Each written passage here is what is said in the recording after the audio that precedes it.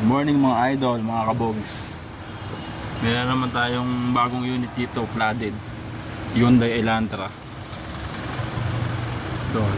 Tanggal na natin yung ano niya, yung intake. Kasi nakahigop ng tubig. PPMS natin, lilinisin yung throttle body, intake. So, ito pala yung intake niya. Tinanggal ko na, may tubig oh. Yung daming tubig oh.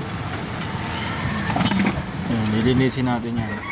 PMS natin, pati natin lang is namatay pala sa baha to, mga kabogs. Saka yung starter, lilinisin natin yan. Yung loob niya. Hyundai Elantra automatic transmission.